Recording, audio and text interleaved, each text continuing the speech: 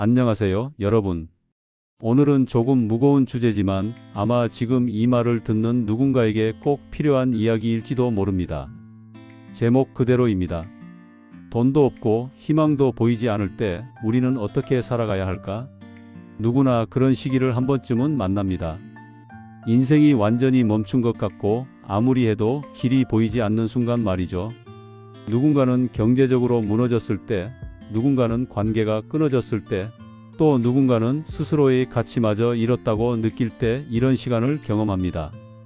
하지만 제가 수많은 사람들의 인생 이야기를 듣고 내린 결론은 단 하나였습니다.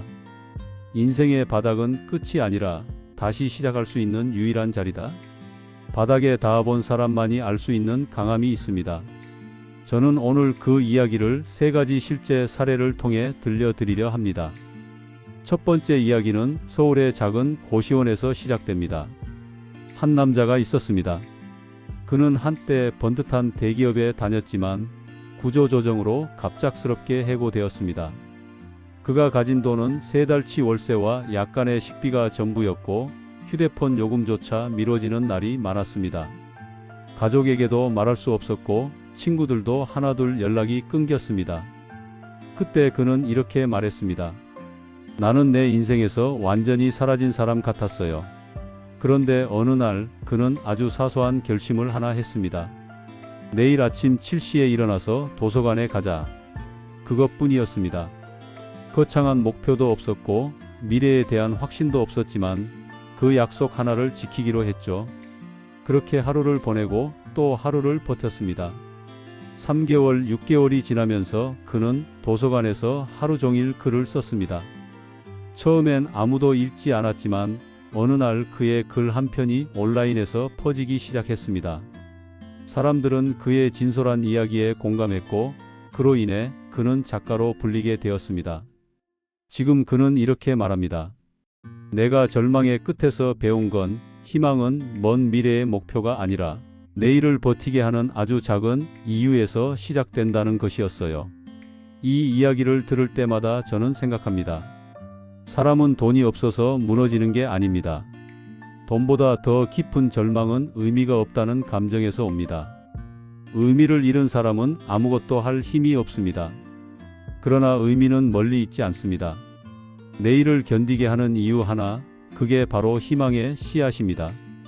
두 번째 이야기는 부산의 한 여성의 이야기입니다. 남편의 사업이 망하고 2아이를 혼자 키우게 되었습니다. 빚 독촉 전화가 매일같이 울렸고 하루 3시간 자면서 2곳에서 아르바이트를 했습니다. 하루는 너무 지쳐서 버스 안에서 울음을 터뜨렸다고 합니다. 그런데 그때 옆자리의 할머니가 그녀에게 이렇게 말했대요. 아가, 울어도 돼. 근데 울고 나면 꼭 고개를 들어야 해. 그래야 길이 보여. 그 말을 듣는 순간 그녀는 멈춰 섰다고 합니다. 울음이 멎고 마음이 조금 진정되었습니다. 그리고 다음 날 그녀는 김밥을 팔기 시작했습니다. 시장에서 새벽 5시부터 김밥을 말았고 하루 10줄을 팔던 것이 어느새 100줄이 되었고 결국에는 작은 분식집을 차릴 수 있었습니다. 그녀는 지금도 그때를 잊지 않는다고 합니다. 나는 그날 울고 나서 고개를 들었어요. 울음은 끝이 아니라 시작이었어요. 여러분, 이 이야기가 전하는 메시지는 간단합니다. 절망을 없애는 것은 희망이 아니라 움직임입니다. 아무리 작아도 단 한 걸음이라도 움직일 때 마음은 살아납니다. 울음은 나약함이 아니라 회복의 첫 신호입니다. 울어도 괜찮습니다. 중요한 건 그 다음이에요. 고개를 들고 다시 걸어야 한다는 것. 이제 3번째 이야기를 들려드릴게요. IMF 외환위기 시절 한 남성이 있었습니다. 그는 대기업에서 일하다 하루아침에 직장을 잃었습니다. 집세를 내지 못해 쫓겨났고 가족과도 연락이 끊겼습니다. 서울역 근처에서 노숙을 하며 종이박스를 덮고 잠을 잤습니다. 그런데 어느 날 새벽 그는 길거리에서 기타를 치며 노래하는 한 청년을 보았습니다.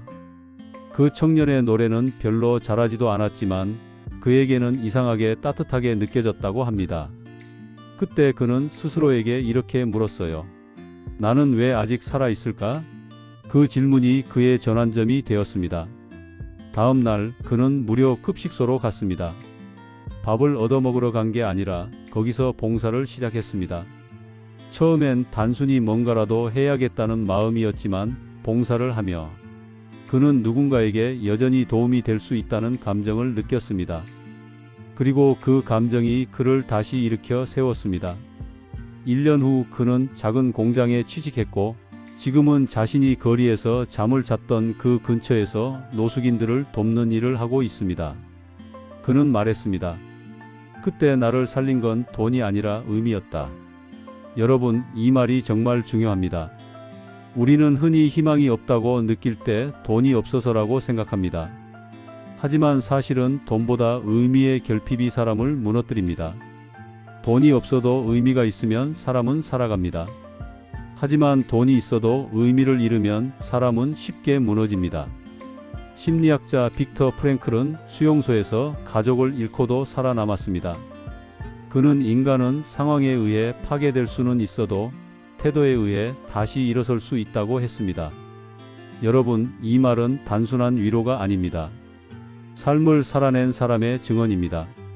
지금 이 말을 듣는 여러분 중에도 아마 누군가는 정말 힘든 시간을 보내고 있을 겁니다. 통장 잔고가 바닥나고 도와줄 사람도 없고 아침에 눈을 떠도 하루가 버겁게 느껴지는 사람. 그렇다면 지금 필요한 것은 거창한 희망이 아니라 아주 작은 의미 하나를 찾는 것입니다. 그건 오늘 하루 버티자. 이 한 문장일 수도 있고 내일 아침 커피 한 잔 마셔야지 하는 소소한 다짐일 수도 있습니다.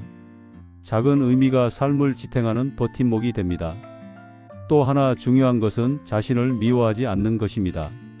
많은 사람들이 실패하거나 가난해지면 자신을 비난합니다. 내가 무능해서 그렇다. 나는 안 되는 사람이다. 하지만 이런 생각은 마음을 더 깊은 어둠 속으로 몰아넣습니다. 프랑스의 작가 카미는 말했습니다. 겨울의 한가운데서 나는 내 안에 꺼지지 않는 여름이 있음을 발견했다. 여러분 안에도 그 여름이 있습니다. 지금은 겨울처럼 차갑고 어둡지만 그 안에는 여전히 따뜻한 가능성이 숨어 있습니다. 그 가능성을 믿는 순간 다시 걸을 힘이 생깁니다. 저는 이 강의를 듣는 여러분에게 이런 말을 해드리고 싶습니다. 지금의 당신이 실패한 게 아니라 아직 과정 중에 있다. 인생은 직선이 아닙니다. 오르막도 있고 내리막도 있습니다. 그러나 중요한 건 방향입니다. 넘어져도 잠시 멈춰도 방향만 잃지 않으면 결국 다시 나아갈 수 있습니다. 희망이란 멀리 있는 목표가 아니라 방향을 잃지 않는 마음에서 시작됩니다. 마지막으로 여러분에게 한 가지 이야기를 더 들려드리고 마무리하겠습니다. 한 중년 남성이 있었습니다. 40대 중반에 회사를 그만두고 가진 돈으로 작은 식당을 열었지만 1년도 안 되어 망했습니다. 빚만 남았고 가족들은 떠났습니다. 그는 한강 다리 위에서 며칠을 서성였습니다. 하지만 결국 뛰어내리지 못했습니다. 그 이유를 물으니 이렇게 대답했습니다. 다음 날 뉴스에 내 이름이 나올까봐 무서웠어요. 그는 그날 이후 생각을 바꿨습니다. 죽을 용기로 하루만 더 살아보자. 그렇게 하루를 버텼고 이틀을 버텼고 일주일을 버텼습니다. 그 후 그는 폐지를 줍기 시작했습니다. 그 일을 하며 처음엔 부끄러웠지만 어느 날 새벽길에 본 노을이 너무 아름다워서 눈물이 났다고 합니다. 살아있다는 게 이런 거구나. 그때 그는 깨달았답니다. 살아있음 자체가 이미 희망이었다. 지금 그는 재활용 사업을 하며 자신과 같은 사람들을 돕고 있습니다. 여러분, 절망 속에서도 다시 일어난 사람들의 공통점은 단 하나였습니다. 그들은 지금 이 순간을 포기하지 않았습니다.